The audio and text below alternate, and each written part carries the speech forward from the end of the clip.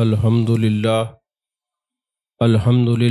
رب العالمین والعاقبۃ للمتقین والصلاة والسلام علی سید الرسل وخاتم الانبیاء والمرسلین وعلی آلہ الطیبین واصحابہ الطاہرین اما بعد فاعوذ باللہ من الشیطان الرجیم بسم اللہ الرحمن الرحیم قل ان صلاتی ونسکی ومحیای ومماتی للہ رب العالمین صدق اللہ العظیم وصدق رسولہ النبی الکریم الامین قال اللہ تبارک وتعالی فی شان حبیبہ مخبرا وآمرا ان اللہ وملائکتہ یصلون علی النبی یا ایہا الذین آمنوا صلوا علیہ وسلموا تسلیما اللہم صلی علی سیدنا و مولانا محمد وعلی آل سیدنا و مولانا محمد وبارک وسلم وصلی علیہ صلاۃ و سلاما علیک یا رسول اللہ وعلی آلک و صحابک یا حبیب اللہ۔ تمام تعریفیں اللہ تبارک و تعالیٰ کے لیے جو خالق کے کائنات بھی ہے، مالک کے شش جہات بھی، جو احد بھی ہے، صمد بھی ہے، جس کی شان لم یلد بھی ہے ولم یولد بھی۔ لا تعداد ہدیہ درود و سلام بارگاہ سید الانام، شفیع رحمت، والی امت، شاہ خوباں، جان جانا، شہنشاہ حسینہ، سید سروراں، سیاہ لامکاں، تتمہ دوراں، سرخیل زہرہ جمالاں، رازدان ما اوہا، شاہد ما طغا، صاحب علم نشرہ، معصوم آمنہ، احمد مجتبیٰ حضرت محمد مصطفیٰ صلی اللہ علیہ وآلہ وصحبہ وبارک وسلم کی دربار ناز میں اپنی عقیدتوں، ارادتوں، محبتوں کا خراج پیش کرنے کے بعد آج کی روحانی ایمانی محفل پاک، جس کا عنوان ہے جو مر کے امر ہو گئے، یعنی مر کے سب مٹتے نہیں ہیں، موت سب کو مٹاتی نہیں ہے۔ جس طرح زندگی سب کی ایک جیسی نہیں ہے، اسی طرح موت بھی سب کی ایک جیسی نہیں ہے۔ عزیزان محترم، اللہ تبارک و تعالیٰ نے قرآن پاک کے اندر شہداء کا ذکر کیا، وَلَا تَقُولُوا لِمَنْ يُقْتَلُ فِي سَبِيلِ اللَّهِ أَمْوَاتٌ بَلْ أَحْيَاءٌ وَلَٰكِن لَا تَشْعُرُونَ، جو اللہ کے راستے میں قتل ہو گئے، شہید ہو گئے، بل احیاء، وہ زندہ ہیں، ولیکن لا تشعرون، تمہیں شعور نہیں۔ اسی آیت کے تحت قاضی ثناء اللہ پانی پتی نے تفسیر مظہری کے اندر لکھا ہے کہ جب کوئی بندہ اللہ کے راستے میں قتل ہو جاتا ہے، شہید ہو جاتا ہے، اس کو دائمی زندگی ملتی ہے، اور جس کو دائمی زندگی ملتی ہے بل احیاء، وہ زندہ ہوتا ہے، تمہیں اس کا شعور نہیں۔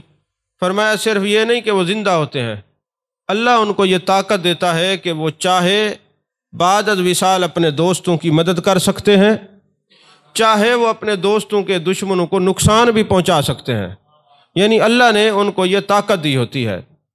اور تفسیر روح البیان کے اندر ہے فالمدبرات امرا کے تحت کہ اللہ تبارک و تعالی جب دنیا سے بندہ جاتا ہے، دو ہی جگہ ہیں، یا عالم سجین ہوتا ہے یا مقام علیین ہوتا ہے۔ سجن کہتے ہیں قید کو، تو یا تو وہ جہنمی ہو تو قیدی روح ہو جاتی ہے، اور اگر اعلیٰ عرفہ لوگ ہوں تو مقام علیین میں ہوتے ہیں، اور علیین والے آزاد ہوتے ہیں، وہ اللہ کی عطا سے جہاں چاہیں آ بھی سکتے ہیں، جا بھی سکتے ہیں۔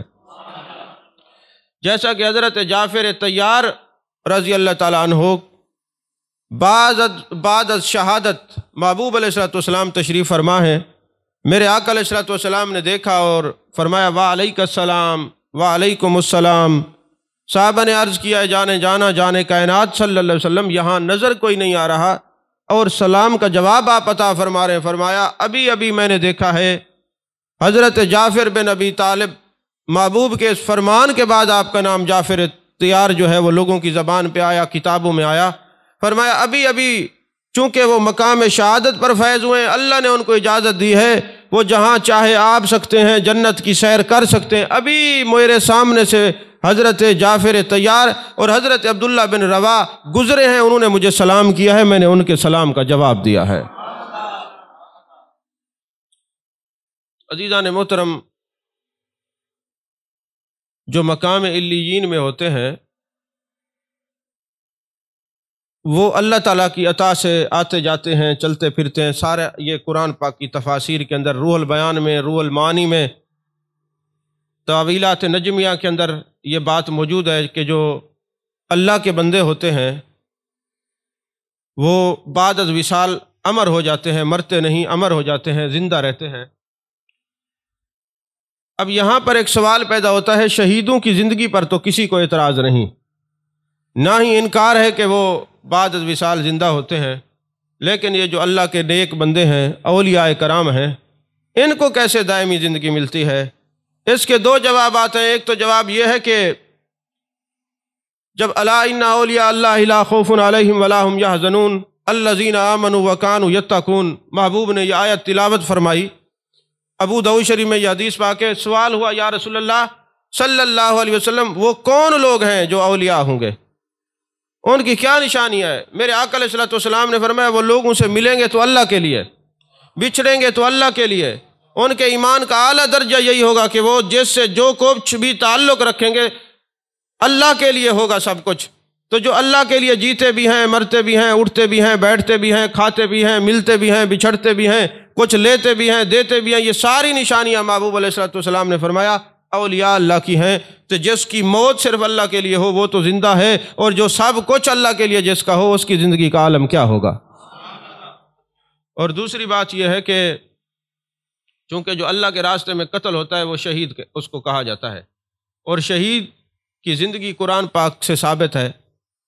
تو میرے آقا علیہ الصلوۃ والسلام نے فرمایا لوگوں ہم نے بڑے بڑے جہاد کیے ہیں، آؤ آج ایک بہت بڑے جہاد کی طرف چلتے ہیں۔ اور وہ جہاد کیا ہے؟ اپنے نفس کے ساتھ جہاد کرنا۔ میدان جنگ کے اندر جو جہاد کرے شہید ہو جائے اس کی زندگی تو قرآن سے ثابت ہے، اور محبوب علیہ الصلوۃ والسلام نے جس کو جہاد اکبر کہا ہے، اپنے نفس کے ساتھ جہاد کرنا، یہ اللہ کے ولی ساری زندگی اپنے نفس کے ساتھ جہاد کرتے ہیں۔ نفس کہتا ہے نماز نہیں پڑھنی، یہ پڑھتے ہیں۔ نفس روکتا ہے روزے سے، یہ روزہ رکھتے ہیں۔ نفس کہتا ہے سو جائیے، یہ شب بیدار رہتے ہیں۔ یہ نفس کی مخالفت کرتے ہیں، اپنے نفس سے جہاد کرتے ہیں۔ تو جو میدان جنگ میں شہید ہو جائے وہ تو زندہ ہے، اور جس کو میرے مصطفیٰ شہید اکبر کہیں ان کی زندگی کا عالم کیا ہوگا۔ عزیزان محترم، امام غزالی علیہ رحمہ نے ایک پورا باب باندھا ہے کہ تصوف کے اندر کامیاب لوگ کون ہوتے ہیں۔ فرمایا بات در اصل یہ ہے کہ یہ جو نفس ہے نا، اس کی جو خواہشات ہے نا وہ ایسے دور نہیں ہوتی جب تک کسی اللہ والے کی نگاہ نہ ہو۔ یہ منازل تبھی طے ہوتی ہیں یا تو بندہ اللہ تبارک و تعالیٰ کے اس ولی کی محبت میں آتا ہے، محبت اس کو ہر وہ کام چھڑوا دیتی ہے جو شریعت اور فطرت کے خلاف ہوتا ہے۔ اس ولی کی محبت میں وہ رہ کر شریعت کا تابعدار بن جاتا ہے، اور دوسرا اس ولی کی تربیت میں رہ کر شریعت کا تابعدار بن جاتا ہے۔ امام غزالی کو اگر پڑھیں نا آپ، تو امام غزالی کی جو آخری زندگی ہے نا، وصال سے پہلے کہ انہوں نے لوگوں سے ملنا ترک کر دیا تھا، گوشہ نشینی اختیار کر لی تھی۔ وہ کہتے تھے بات یہ ہے کہ میں نے اپنی زندگی کا 50 سال لوگوں کو دیے ہیں، میں نے یہ دیکھا ہے کہ لوگ ضرورت کے ساتھ تعلق رکھتے ہیں، ان کی ضرورت پوری ہو جائے تو ان کا تعلق قائم رہتا ہے، ضرورت پوری نہ ہو تو تعلق ختم ہو جاتا ہے۔ اور انہوں نے کہا یہ جو سب سے پہلے جو تصوف ہے، صوفیاء کرام نے جو تعلیم لی ہے وہ صحابہ سے لی ہے۔ مثال کے طور پر دو وہ مثالیں بیان کرتے ہیں، یہ کتب حدیث کے اندر یہ موجود ہیں۔ ایک تو مثال یہ ہے کہ ایک دن جان کائنات صلی اللہ علیہ وسلم کی مجلس لگی ہوئی تھی، اور حضرت فاروق اعظم رضی اللہ تعالیٰ عنہ کسی دوسری آسمانی کتاب کے چند اوراق اٹھا کے لائے، اور محبوب علیہ الصلوۃ والسلام کے سامنے کہنے لگے حضور یہ دیکھیے یہ توریت کے کاغذات ہیں یا جو بھی صحیفہ تھا۔ تو میرے آقا علیہ الصلوۃ والسلام کا چہرہ متغیر ہو گیا، اور میرے آقا علیہ الصلوۃ والسلام نے فرمایا اگر موسیٰ علیہ السلام اب ہوتے تو میری کتاب کا مطالعہ کرتے۔ حضرت فاروق اعظم رضی اللہ تعالیٰ عنہ نے محبوب علیہ الصلوۃ والسلام کے چہرہ انور کو نہ دیکھا، لیکن جو رازدار نبوت تھے حضرت صدیق اکبر رضی اللہ تعالیٰ عنہ، انہوں نے یہ محسوس کیا کہ محبوب علیہ الصلوۃ والسلام کو یہ بات ناگوار گزری ہے۔ انہوں نے آقا علیہ الصلوۃ والسلام سے معذرت کی اور حضرت فاروق اعظم رضی اللہ تعالیٰ عنہ سے کہا آپ بھی معذرت کریں۔ اس بات کو سامنے رکھتے محبوب نے جب فرما دیا کہ موسیٰ علیہ السلام بھی ہوتے تو میری کتاب کا مطالعہ کرتے، یہاں سے صوفیاء نے کتب تصوف میں یہ ادب اخذ کیا ہے کہ اپنے شیخ کے سامنے کبھی کوئی کتاب لے کے نہیں پڑھنی چاہیے جس کا وہ حکم نہ دے۔ یہاں سے انہوں نے یہ ادب اخذ کیا ہے۔ اور پھر امام غزالی ایک بات اور بھی لکھتے ہیں، کہتے ہیں ہمارے دور میں جو مریدین ہیں وہ کامیاب کیوں نہیں ہوتے، مر کے امر کیوں نہیں ہوتے؟ اس کی ایک خاص وجہ بھی ہے۔ وجہ یہ ہے کہ ایک مرتبہ ایسا ہوا، جان کائنات صلی اللہ علیہ وسلم ایک جگہ پر تشریف فرما تھے، اور ایک بندہ آیا، اس نے کہا حضور مجھے نا اپنی یہ چادر عطا فرما دیں جو آپ نے پہنی ہوئی ہے۔ پھر اسی طرح ایک بندہ آیا، اس نے کہا حضور مجھے کچھ چاہیے، آپ نا مجھے کچھ کھانے پینے کے لیے دیں۔ تو محبوب کے پاس کچھ نہیں تھا، آپ نے وہ حکم دیا یہ میری زیرہ بیچ کر اس کی ضرورت پوری کر دی جائے۔ تو حضرت فاروق اعظم رضی اللہ تعالیٰ عنہ بیٹھے ہوئے تھے، انہوں نے عرض کی یا رسول اللہ صلی اللہ علیہ وسلم آپ پر یہ کوئی ضروری تو نہیں ہے کہ آپ نے ہی ان کی ضروریات کو پورا کرنا ہے؟ آپ یہ چیزیں ایسے جو بھی آپ سوال آتا ہے سوال کرتا ہے، آپ اپنے آپ کو اتنا مشکل میں ڈال کر اس کی ضرورت کیوں پوری کرتے ہیں؟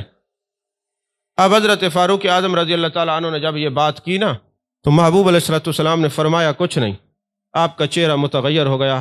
حضرت صدیق اکبر رضی اللہ تعالیٰ عنہ نے عرض کی قدمین شریفین پہ ہاتھ رکھ کے یا رسول اللہ صلی اللہ علیہ وسلم پوری کائنات کے خزانے اللہ نے آپ کو دیے، جس کو جیسے آپ کا دل کرتا ہے ویسے نوازیں۔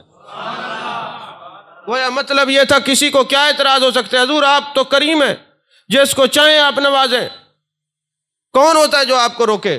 میرے آقا علیہ الصلوۃ والسلام یا تو آپ کا چہرہ ناراضگی سے متغیر تھا، آپ کا چہرہ خوش ہو گیا، فرمایا ہاں ابو بکر صدیق میرے رب نے بھی مجھے یوں ہی حکم دیا ہے کہ جس کو چاہوں جو کچھ عطا کر دوں۔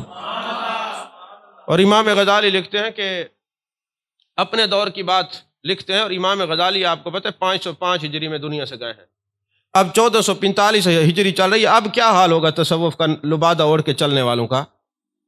وہ لکھتے ہیں کہ ہمارے زمانے میں ہم نے یہ دیکھا، ہم نے کسی کو کوئی چیز دی تو ہمارے مریدین نے ہمارے ساتھ لوگ بیٹھے، انہوں نے کہا کیا ضرورت تھی آپ کو دینے کی؟ حتیٰ کہ وہ کہتے ہیں ایک دن میں کسی بندے سے ناراض ہوا اور وہ میرے پاس چل کے آیا کہ مجھے معاف کر دیں، میں نے معاف کیا، تو میرے ساتھ جو بیٹھے ہوئے تھے انہوں نے کہا جی اس کا تو جرم ہی ایسا تھا، آپ نے معاف کیوں کیا ہے؟ تو میں نے کہا انہوں نے میرے ساتھ بیٹھ کر تصوف نہیں سیکھا، نہ کوئی سمجھا، اس لیے یہ اپنے مشورے دیتے ہیں، تو میں نے لوگوں سے کنارہ کشی اختیار کر لی۔ امام غزالی خود لکھتے ہیں کہ میں نے 50 سال اپنی زندگی کے ان کو دیا، انہوں نے مجھے سکھایا ہے، سیکھا کچھ بھی نہیں ہے۔ ہر بات میں مشورہ، ہر بات میں ٹانگ اڑاتے ہیں، اور کہا پھر عالم یہ ہے کہ آ جاتے ہیں مجھے پیسے دے دیں، جس کو میں نے پیسے دیے وہ بھی چلا گیا دوبارہ نہیں آیا، جس کو نہیں دیے وہ بھی ناراض رہا میں نے کیوں نہیں دیے۔ اور پھر امام غزالی حج پہ جاتے تھے اور لوگ کہتے تھے اکثر ان کے محبین حضرت آپ یہ جو حج پہ خرچہ کرتے ہیں یہی ہمیں دے دیں، ہم اپنا کاروبار کر لیں۔ تو میں یہ جب امام غزالی کو پڑھ رہا تھا مجھے لگ رہا تھا یہ امام غزالی کا حال نہیں میرا حال ہے۔ سچی بات ہے، ہمارے ساتھ بھی ایسا ہی ہے، سیم بالکل ایسی ہی پوزیشن ہے، جس کو ہم نے پیسے دیے وہ بھی نظر نہیں آیا، جس کو نہیں دیے وہ بھی نہیں آیا، جس کی بات سنی وہ بھی نظر نہیں آیا، جس کی بات نہیں سنی وہ بھی نظر نہیں آیا۔ میرے دل میں ایک سوال آیا کرتا تھا جس کا مجھے امام غزالی کی کتابوں سے جواب ملا ہے کہ آخری زندگی میں یہ گوشہ نشین کیوں ہو جاتے ہیں؟ اسی لیے ہو جاتے ہیں کیونکہ لوگ ان کے ساتھ اپنی ضرورت کا تعلق رکھتے ہیں، سیکھنا کچھ نہیں چاہتے، گویا سکھانا چاہتے ہیں۔ اور جو اپنے شیخ کے ہاتھوں میں ایسے رہا، اعلیٰ حضرت فاضل بریلوی علیہ رحمہ جیسا شخص فتاوی رضویہ شریف میں لکھتا ہے مرید وہ ہوتا ہے وہ اپنے شیخ کا ہاتھ میں ایسے رہے جیسے مردہ غسل دینے والوں کے ہاتھ میں ہوتا ہے۔ المرید لا یرید، مرید وہ ہوتا ہے جس کا اپنا ارادہ نہ ہو، اپنے شیخ کے ارادے پر چلے۔ امام غزالی کہتے ہیں ہمیں تو وہ لوگ نظر آئے جو کہتے تھے شیخ اپنا ارادہ ترک کر دے، ہمارے ارادے پر چلے۔ اور میں لا یملک شیئا حتی نفسہ، وہ مرید نہیں ہوتا جو اپنی جان بھی اپنی سمجھے، حتیٰ کہ اب سب کچھ اپنے شیخ کا سمجھے۔ جو اس درجے پر ہوتا ہے وہ کہہ سکتا ہے میں مرید ہوں، جس کا یہ درجہ نہیں وہ لوگوں کے سامنے جھوٹ نہ بولا کرے، وہ سچی بات کیا کرے میرا درجہ کیا ہے۔ بڑے بڑے لوگوں کو ہم نے دیکھا ہے، اس وقت پتہ نہیں مجھے یہ بات کرنی چاہیے کہ نہیں کرنی چاہیے، اگر کوئی سید ہونا اس کے پاس بڑی پراڈو گاڑی ہونا تو سارے کہتے شاہ صاحب یہ آل رسول ہے، اور اگر کوئی غریب ہونا تو اس کو کہتے ہیں جناب شاہ صاحب آپ ادھر دور جا کے نا 1.25 مرتبہ یا حیو یا قیوم کا وظیفہ پڑھیں۔ جس بندے کو بھی آپ دیکھیں ضرورت کا تعلق ہوگا، اور امام غزالی فرماتے ہیں ہم تو ساری ساری رات اس انتظار میں رہتے تھے کہ ہمارا شیخ ہمیں حکم کرے، اور اس دور میں جہاں ہم سانسیں لے رہے ہیں تو ہم انتظار میں رہتے ہیں کہ ہمارے مرید کوئی ہمیں حکم کریں تو ہم ان کے نقش قدم پہ چلیں۔ اور پھر عالم بھی یہی ہے کہ جو دنیا سے جا رہے پیچھے نام لینے والا کوئی نہیں، جنہوں نے اپنی ساری زندگیاں اپنے شیخ کے لیے وقف کر دی، پیچھے ان کی آج قبریں بھی روشن ہیں، قبریں بھی بادشاہت کر رہی ہیں، کیونکہ انہوں نے اپنا کچھ نہیں سمجھا۔ اچھا ایک بات آپ لوگ ایمان سے بتائیں، رسالہ کشیریہ کے اندر ایک بات موجود ہے جس کو میں نے کئی بار بیان کیا، آپ میں سے کون شخص ہے جس نے وہ بات نہیں سنی؟ سب نے سنی ہے۔ اب آپ کبھی بیٹھ کے اندازہ لگائیں کہ اس پر عمل پیرا کون کتنا ہوتا ہے۔ حضرت جعفر خلدی اپنے شیخ کو مرشد کو ملنے کے لیے گئے، جب گھر سے چلنے لگے نا تو انہوں نے نا ایک پرندہ، کوئی مرغی ہوگی یا مرغا بھی واللہ عالم، پرندے کا ذکر ہے کتاب تصوف کے اندر، رسالہ کشاریہ میں بھی ہے، کتاب اللمع کے اندر بھی یہ بات موجود ہے، شاید اگر مجھے میرا حافظہ ساتھ دے رہا ہے تو داتا صاحب نے بھی یہ واقعہ لکھا ہے۔ تو وہ جعفر خلدی اپنے مرشد کو ملنے کے لیے گئے نا تو نوکرانی کو کہنے لگے میں اپنے مرشد کی زیارت کے لیے جا رہا ہوں، جب میں واپس آؤں گا تو یہ پرندہ ایک پتیلے کے اندر ڈال کے نا تندور کے اوپر رکھ دے تاکہ یہ پک جائے گا، پھر آ کے میں اس کو کھا لوں گا، تناول کروں گا۔ جب وہاں پہ گئے تو شیخ جو تھے وہ کوئی ہمارے جیسے تو نہیں ہوں گے، وہ بڑی نظر والے تھے، انہوں نے کہا یہ اپنے نفس کے لیے پیچھے کو چھوڑ کے آیا تو اس کی تربیت ہے، اس کو جانے نہ دیا جائے۔ اب وہ کہ حضرت مجھے اجازت، وہ پرندہ اس کو بیٹھنے نہ دے، جیسے آپ لوگوں کو مہمان بیگمات اور دوسری چیزیں نہیں بیٹھنے دیتی آستانے پہ، مسائل ہوتے ہیں، بھائی جلدی کریں نکلے۔ اب کہاں گئی لوگوں کی عقیدتیں، وہ جو سویرے شام فون کرتے تھے، جن کو پتہ ہے کہ روزانہ شام کو مجلس سے ذکر ہوتی ہے، محفل ہوتی ہے، وہ کہاں ہیں؟ یہی امام غزالی نے کہا ضرورت کے رشتے ہیں، ابھی ضرورت پڑ جائے تو صبح آرام بھی نہیں کرنے دیں گے، دروازہ ٹھک ٹھک کریں گے، لیکن جب انہیں ضرورت ہے کہ کچھ سیکھ کے اپنی اصلاح کر دیجیے، اب یہاں پہ ہزاروں کا اجتماع آپ کے سامنے نظر آ رہا ہے، اور سلسلہ بھی اتنا تھوڑا نہیں ہے، لاکھوں سے بھی اوپر کراس کر گیا، لیکن یہاں پروگرام میں رات کو ہزاروں لوگ آتے ہیں۔ اب وہ بزرگ کہتے تم نہیں جا سکتے، اوپ کہتے جی حضور میں نے جانا ہے۔ خیر جب بار بار اس نے اجازت مانگی نا، آپ نے فرمایا چلے جاؤ۔ جب وہ چلا گیا نا، گھر پہنچا، نکرانی کو کہتے ہیں، خادمہ کو کہتے ہیں وہ پرندہ لے آؤ۔ جب وہ پرندہ لے کے آنے لگی نا، وہ پتیلا اٹھا کے، اس کو کوئی چیز اس کے جناب قدموں سے ٹھوکر لگی، وہ زمین پہ گری، وہ جو شوربہ تھا وہ زمین پی گئی، اور وہ جو پرندہ تھا وہ کتا اٹھا کے لے گیا۔ اب وہ سویرے جناب والا اپنے شیخ کی خدمت میں جاتا ہے، شیخ نے صبح کی نماز پڑھی، سلام پھیرا تو جعفر خلدی سامنے بیٹھے ہوئے تھے۔ یہ بات دل کو جھنجھوڑنے والی ہے، کوئی ہنسنے یا مسکرانے والی نہیں ہے، اپنی اصلاح کرنے والی ہے۔ جعفر خلدی کو مرشد نے دیکھا، فرمایا میں نے تصوف میں یہ سیکھا اور پڑھا ہے، جو اپنے مرشد کے دل کا پاس نہیں رکھتا، کوئی کتا اللہ اس پر مسلط کر دیتا۔ پوچھا کچھ نہیں، صرف اتنی سی بات ہے کہ جو اپنے شیخ کے دل کا پاس نہیں رکھتا، اللہ کوئی اس کے اوپر کتا مسلط کر دیتا ہے۔ کسی پرندے کی جرت نہیں تھی، کسی کتے کی جرت نہیں تھی تیرا پرندہ اٹھا کے لے جائے، لیکن تو نے ہماری دل آزاری کی نا، تو اللہ نے تجھ پر کتا مسلط کر دیا۔ آج ہم تصوف کے لبادے کے اندر کتنا اپنے مرشد سے وفا کرتے ہیں، اپنے خانقاہوں سے، آستانوں سے کتنا وفا کرتے ہیں، کبھی سوچا ہے؟ اور پھر جب پریشانیاں اور دنیا دار کتے مسلط ہوتے، پھر روتے ہیں بیٹھ کے، جی کیوں روئے ہیں؟ آپ اندازہ لگائیں کہ جو اپنے شیخ کے دل کے پاس نہ رکھے، اس کی زندگی کیسی پریشان وادیوں میں داخل ہو جاتی ہے۔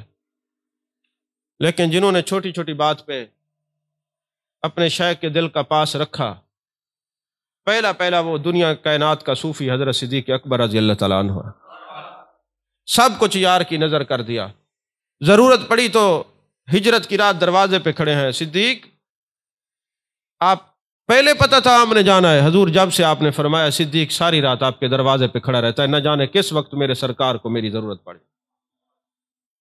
یہ بھی تو عالم ہے نا۔ تو عزیزان محترم، ربی بن حراش ایک تابعی ہیں، انہوں نے یہ تہیہ کر لیا کہ جب تک میرا رب مجھ سے راضی نہیں ہوگا، مجھے پتہ نہیں چل جائے گا اب مجھ سے راضی ہے، میں نہیں ہنسوں گا نہ بات کروں گا، خاموشی اختیار کر لی۔ یہ 3 بھائی تھے، ساری زندگی مسکرائے نہیں، کسی سے بات نہیں، خاموش، کیونکہ پتہ نہیں ہے کہ میرا رب مجھ سے راضی ہے کہ نہیں ہے۔ تصوف کی کتابوں میں ایک بات لکھی ہے، ایک بزرگ سے کسی نے پوچھا حضرت یہ بتائیں میرے یہ بکرا جو ہے اس کی داڑھی اچھی ہے یا آپ کی داڑھی اچھی ہے؟ طنز کیا۔ شیخ نے جواب دیا کہ اگر یہ صورت اس نے قیامت والے دن قبول کر لی تو میری داڑھی اچھی ہے، ورنہ تیرے بکرے کی داڑھی اچھی ہے۔ یہ یار فرید قبول کرے، سرکار بھی تو سلطان بھی تو، نہ تو کہتر کم تر آ کر ادنا لا شیلا امکان بھی تو وہ جناب والا حضرت ربی بن حراش انتقال ہو گیا۔ اب جب اس کو غسل دینے لگے، باتیں کرنے لگا، ایسے غسل دو ایسے دو، مسکرا بھی رہا ہے، باتیں بھی کر رہا ہے، دور تابعین ہے۔ حلیت الاولیاء اٹھائیں، اس کے اندر یہ بات موجود ہے، ورنہ جو آپ علماء بیٹھے ہیں، آپ مقالات کاظمی اٹھائیں، خطبات کاظمی اٹھائیں، حضور غزالی زماں علیہ رحمہ کی ان کی کتب کے اندر بھی یہ بات موجود ہے۔ اب وہ ربی بن حراش مسکرا رہے ہیں، باتیں بھی کر رہے ہیں، ہنس رہے ہیں، چونکہ میرے آقا علیہ الصلوۃ والسلام کے وصال کے بعد ربی بن حراش کا انتقال ہوا، تابعی ہیں، صحابی نہیں ہیں۔ یہ خبر جا کے ام المومنین حضرت عائشہ صدیقہ رضی اللہ تعالی عنہا کو کسی نے دی کہ بعد از وصال بھی کوئی بولتا ہے، میرے آقا علیہ الصلوۃ والسلام کی امت میں دور تابعین ہے۔ تو جب ام المومنین حضرت عائشہ صدیقہ رضی اللہ تعالی عنہا نے یہ بات سنی تو فرمایا ہاں میرے آقا علیہ الصلوۃ والسلام نے فرمایا تھا میری امت میں بعد از وصال بھی کوئی کلام کر سکتا ہے۔ تو پتہ چلا یہ موت مٹاتی نہیں ہے، اور جب ضرورت پڑتی ہے وہ لوگ جو مزارات اولیاء پہ نہیں جاتے وہ بھی نظر آتے ہیں۔ اس کی ایک سیدھی سی مثال ہے، مکتبہ فکر دیوبند کے ایک عالم ہیں، بریلی کے رہنے والے تھے، سید احمد ان کا نام تھا۔ ان کے جو اسماعیل ہے نا، شاہ اسماعیل، ان کا وہ کزن تھا، ان کے بزرگوں میں ہے، قریبی رشتہ دار تھا۔ وہ کہتے میں حج کرنے کے لیے گیا، جب میں حج پہ گیا نا تو میں قافلے سے تھوڑا بچھڑ گیا، اور حضرت میمونہ رضی اللہ تعالیٰ عنہ مقام شرف پر جو مکے سے جائیں چوکی کے پاس اس وقت جاتے زیارت کرانے کے لیے، الحمدللہ ہر سال ہم ام المومنین کے قدموں میں حاضری دیتے ہیں، تو وہ مقام شرف پر حضرت میمونہ رضی اللہ تعالیٰ عنہ کی مزار مقدسہ ہے۔ تو یہ سید احمد بریلی وہاں پہنچ گئے، بریلی شہر کے رہنے والے تھے، بریلوی نہیں تھے، دوسرے مکتبہ فکر کے تھے، اسکول آف تھاٹ کے تھے۔ جب حضرت میمونہ رضی اللہ تعالیٰ عنہ کی مزار مقدسہ پر پہنچے، کھانے کے لیے کچھ نہیں ہے، گرمی ہے، پیاس لگ رہی ہے، اس وقت یاد آیا کہ جب ضرورت پڑے تو پھر فتوے بدل لیے جاتے ہیں۔ حضرت میمونہ رضی اللہ تعالیٰ عنہ کی قبر انور پر ہاتھ رکھ کے کہتے ہیں اماں جان، آپ تو مومنوں کی ماں ہیں، جان کائنات صلی اللہ علیہ وسلم کی زوجہ محترمہ ہیں، آپ کا بیٹا اس وقت پیاس اور بھوک سے مر رہا ہے، مہربانی کریں۔ ابھی التجا کر رہے تھے، آج مزار والوں سے بھی مانگ رہے تھے، فتویٰ کتابوں میں کچھ اور تھا، ضرورت پڑی تو حالات کچھ اور ہے۔ کہتے ابھی میں نے دیکھا کہ میرے سامنے غیب سے ایک پورا گچھا انگوروں کا نمودار ہوا، میں نے وہ کھایا، میری پیاس بجھ گئی، پھر جو وہاں مزارات پہ وہ مزار مقدسہ پہ زائرین آئے ہوئے تھے ان کو بھی دیا، وہ ختم نہ ہوا گویا میری ماں نے جنت سے میرے لیے انگور بھیجے ہیں۔ اور پھر میں نے کہا اے ام المومنین حضرت میمونہ رضی اللہ تعالیٰ عنہ آپ پر قربان جائیں، حضرت مریم سلام اللہ علیہا کی کرامات تو سنتے تھے، آج اپنی آنکھوں سے ام المومنین کی کرامات کو دیکھ بھی لیا ہے اور انگور بھی وصول کر لیے ہیں۔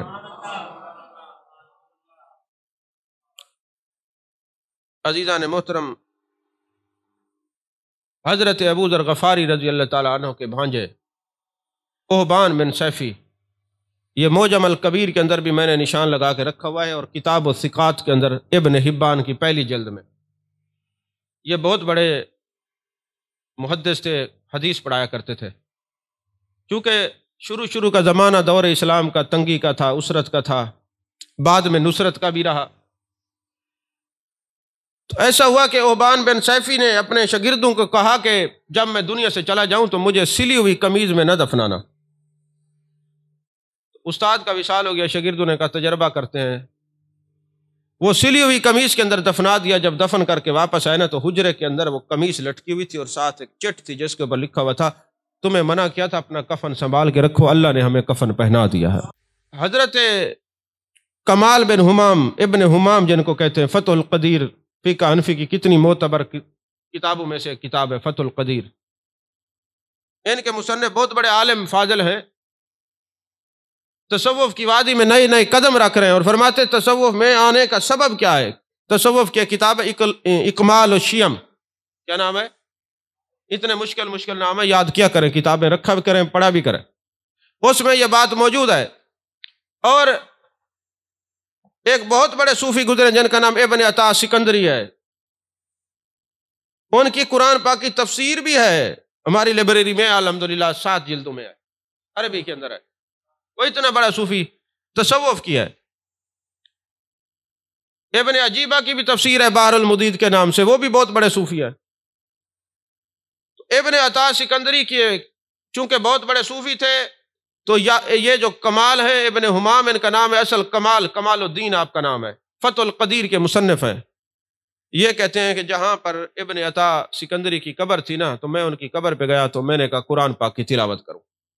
اب حنفیوں کا اتنا بڑا امام کہتے ہیں میں سورہ ہود پڑھ رہا ہوں، اور میں نے تلاوت کرتے کرتے جب اس آیت پہ پہنچا نا، فَمِنْهُمْ شَقِيٌّ وَسَعِيدٌ، کہتے جس قبر پہ میں بیٹھا ہوا تھا قبر کے اندر سے آواز ہے، یا کمال لیس فینا شقی، اے کمال یہاں پہ کوئی شقی نہیں، یہ جو پورے کا پورا قبرستان ہے یہ سعداء کا اور خوش نصیبوں کا قبرستان ہے، یہاں کوئی بد نصیب نہیں لیٹا ہوا، یہاں سب خوش نصیب ہے۔ تو حضرت کمال نے پھر اپنے شاگردوں کو کہا کہ جب میں دنیا سے جاؤں تو اسی قبر کے قدموں میں، ابن عطا سکندری کے قدموں میں مجھے دفنایا جائے، کیونکہ قبر والا کہہ رہا ہے کہ یہ تو یہاں پہ کوئی شکی نہیں، یہاں کوئی بدبخت نہیں، یہاں خوش بختوں کی قبریں ہیں، یہاں پہ سارے خوش بخت دفن ہیں۔ تو یہ مر کے امر ہوئے ہیں نا، تو جو ان کی قبر پہ بیٹھا ہوا ہے، شاہ ولی اللہ کی کتابوں کا مطالعہ کریں، شاہ عبدالعزیز محدث دہلوی کو پڑھیں تو آپ کو پتہ چلے، وہ کہتے ہیں ہم تو کسی قبر پہ گئے، پتہ نہیں تھا قبرستان میں ایک جیسی قبریں تھیں، تو ایک قبر پہ بیٹھ کے نا شاہ ولی اللہ کے والد بیٹھ کے پڑھنے کے لیے، اور سوچ رہے ہیں ساتھ ساتھ کہ پتہ نہیں وہ میرے یار دی قبر کتھا ہے۔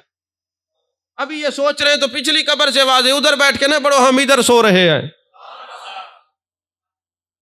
کبھی اپنے بزرگوں کی کتابیں بھی پڑھ لیا کریں، اعتراض کرنے والوں کو کہہ رہا ہوں، آپ نے تو ویسے نہیں پڑھنی، آپ نے تو کیسٹ سے تقریریں تیار کرنی ہوتی ہیں، آپ کو کیا مطالعے سے لینا دینا، اور بعد میں پتہ چلتا ہے پریشان کرتے ہیں جناب وہ بات کہہ دی، آپ پتہ نہیں وہ تھی یا نہیں تھی، پتہ نہیں کیا ہوا، پڑھ لیتے۔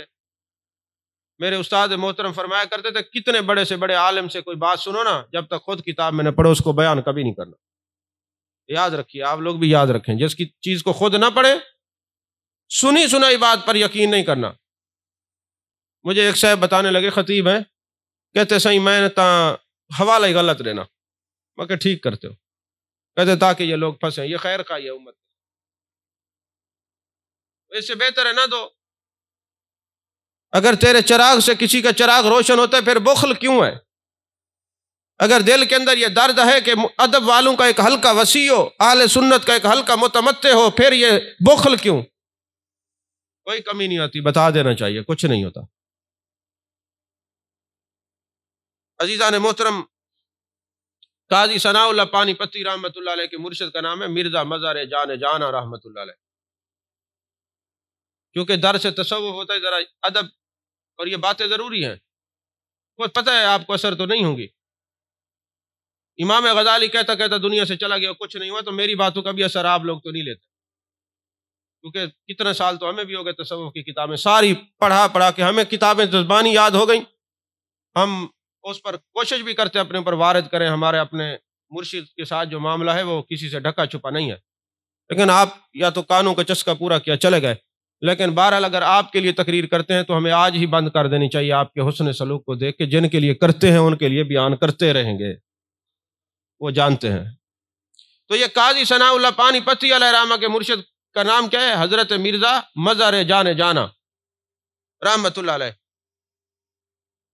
قاضی ثناء اللہ پانی پتی یعنی کہ جو ہے نا مرید بھی ہیں شاگرد بھی ہیں۔ ایک دن مرشد نے اپنے سر کی ٹوپی دے دی گفٹ، اس میں تیل لگا ہوا تھا، تو حضرت قاضی ثناء اللہ پانی پتی نے کہا چلو میں اس کو دھو لوں۔ وہ شیخ کے سر مبارک کی ٹوپی تھی، تاج تھا، دل نے کیا بھئی یہ جو پانی ہے نا سر کی ٹوپی، یہ مستعمل پانی، اس کو میں گرا دوں۔ محبت بڑی تھی مرشد سے، وہی جو پانی تھا نا پی لیا۔ جیسے پیتے گئے نا تو کہتے قرآن مجھ سے کلام کرنے لگا، اسرار و رموز کھل گئے۔ اس کے بعد پھر قاضی ثناء اللہ پانی پتی نے تفسیر مظہری لکھی ہے۔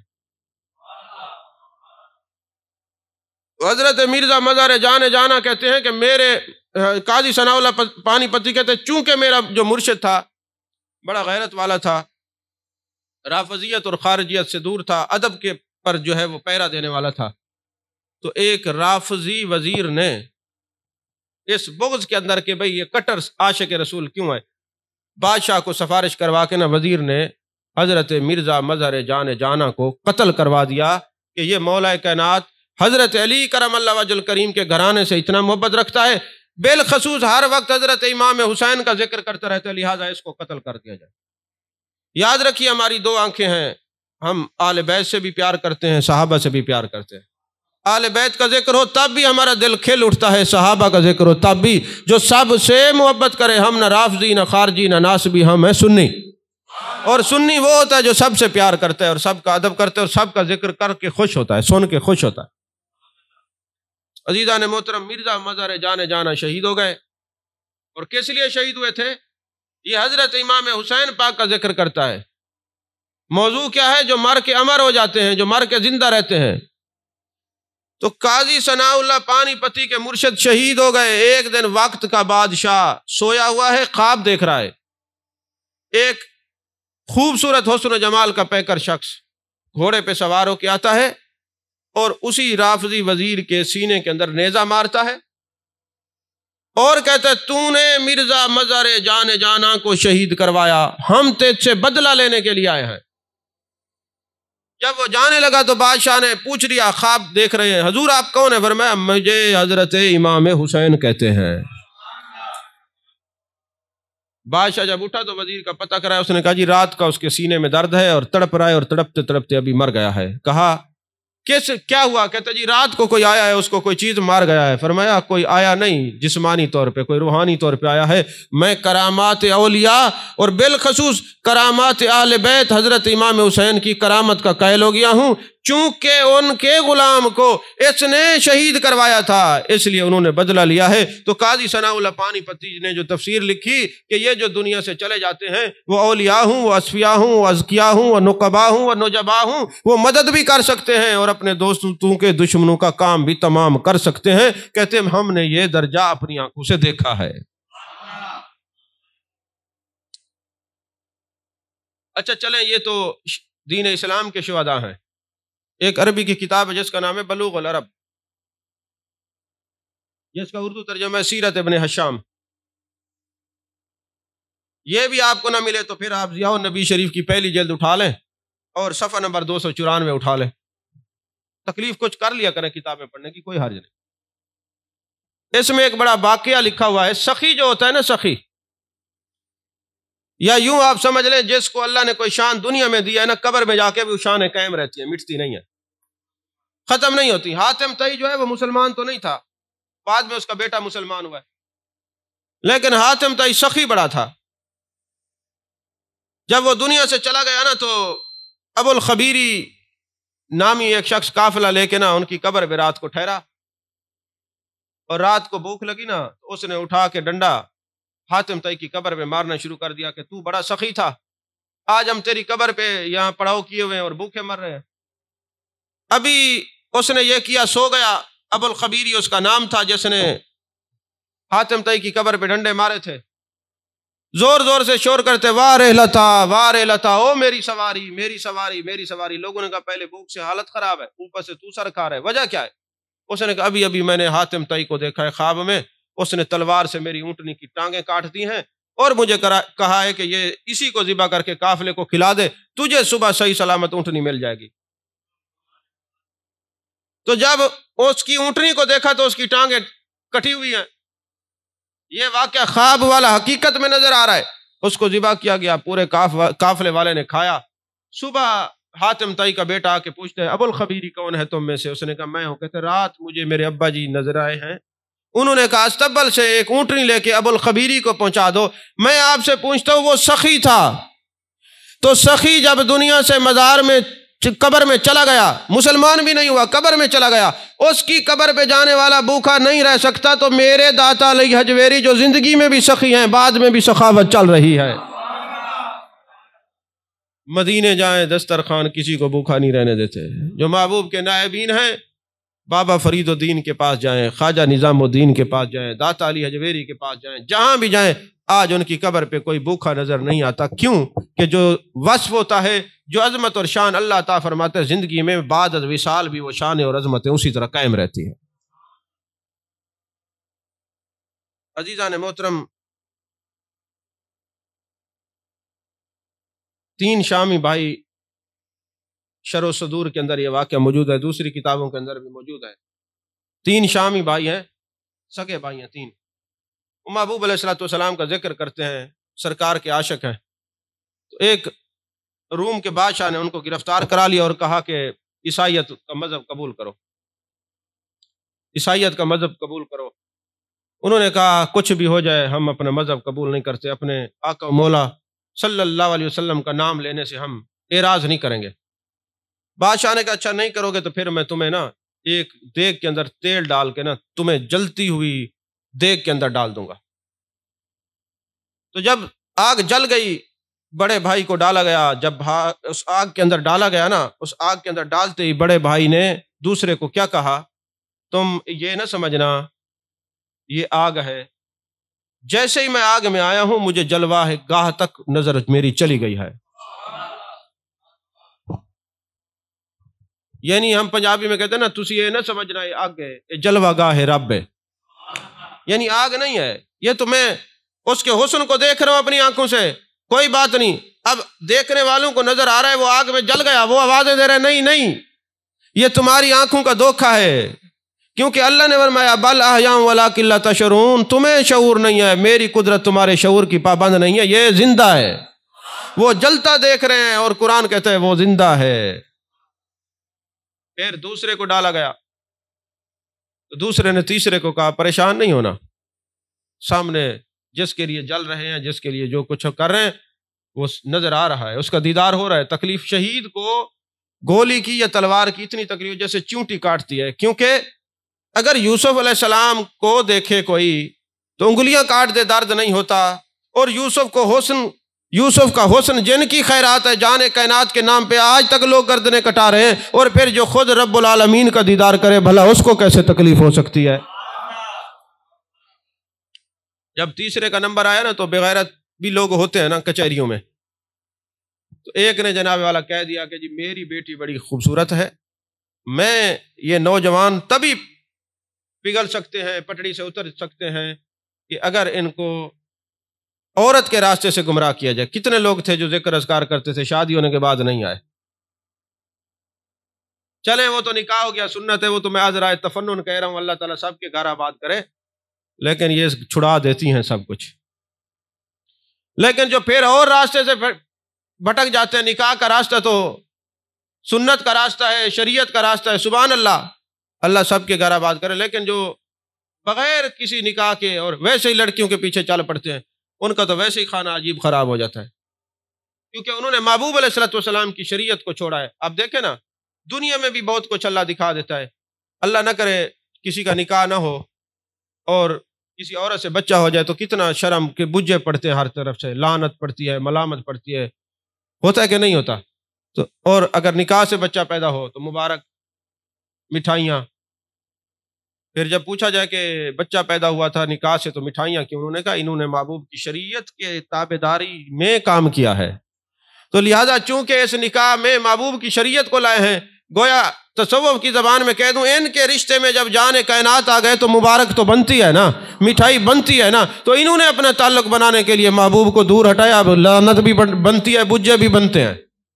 ایسا ہے کہ نہیں ہے؟ اب وہ وزیر بیٹھا ہوا تھا، اس نے کہا جی یہ مجھے دے دیں، میں اپنے گھر لے جاؤں گا، میری بیٹی بڑی حسین ہے، اس کو ورغلا لے گی. اس کو کیا پتا جس کی نظر میں حسن مصطفیٰ ہو وہ کسی کو کیوں دیکھے، صلی اللہ علیہ وسلم. 40 دن تک وہ بن سور کے سامنے آتی ہے اور یہ صاحب آنکھیں بند کر کے دل کے آئینے میں جلوہ یار دیکھ رہے ہیں.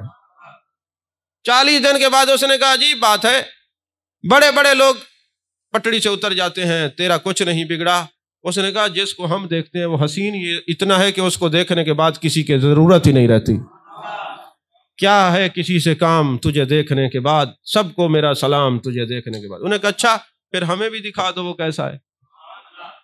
اس کے دیکھنے کے لیے کلمہ پڑھنا پڑتا ہے. اب دونوں وہاں سے نکلے، بھاگ پڑے. کافی دور جب چلے گئے نا تو پیچھے دیکھا گھوڑوں کے ٹاپوں کی آواز ہے. انہوں نے سمجھا شاید بادشاہ کو پتہ چل گیا، وزیر کو پتہ چل گیا وہ فوج ہے، لیکن وہ فوج وہ نہیں تھی. ان کے وہ 2 بھائی شہید تھے جن کو ڈالا گیا تھا دیگ کے اندر. وہ گھوڑوں پر سوار ہیں اور ان کے ساتھ پوری شہداء کی جماعت ہے. کہا اللہ نے ہمیں اجازت دی ہے کہ جاؤ اپنے بھائی کا نکاح پڑھ کے آؤ اور ان کی شادی میں شرکت کر کے آؤ. پتہ چلا جو مر جاتے ہیں امر ہوتے ہیں، وہ جہاں چاہیں اللہ کی عطا سے جا بھی سکتے ہیں، آ بھی سکتے ہیں. اب آپ لوگوں کو نیند آ رہی ہے تو اس لیے میں چاہ رہا ہوں گفتگو ختم کر، ورنہ جو میں نے آج ٹاپک تیار کیا ہے اس میں سے ابھی میں نے آدھے سے بھی کم بیان کیا ہے. لغت عشق کی دو چھوٹی سی باتیں، چھوٹی 2 عرض کر کے گفتگو کو ختم کرتا ہوں. لغت عشق کے اندر فلسفہ زندگی کا کچھ اور ہے اور موت کا فلسفہ کچھ اور ہے. ہمارے ملتان کے اندر ایک ملتان کی جان پہچان ایک شخصیت ہے جن کا نام حضرت شیخ الاسلام والمسلمین حضرت بہاؤالدین زکریا ملتانی رحمۃ اللہ علیہ. ان کو کابل سے افغانستان سے ملنے کے لیے کچھ لوگ آ رہے ہیں. جب راستے میں پہنچے دریائے چناب کے کنارے تو ان میں ایک صاحب کشف تھا جو پرندوں کی بولیاں سن لیتا تھا. تو ایک چڑیا بیٹھی ہوئی کہنے لگی تم اتنی دور سے جا رہے ہو؟ بہاؤالدین زکریا رحمۃ اللہ علیہ وصال کر گئے. وہ چونکہ صاحب کشف تھا اس نے دوسروں کو بتایا بھائی وصال کر گئے. ایک عالم تھا اس نے کہا ولی جب قبر میں چلا جائے تو اس کی مزار پہ حاضری دو، جیسے زندگی میں فیض ملتا ہے بعد از وصال بھی ایسے ہی فیض ملتا ہے.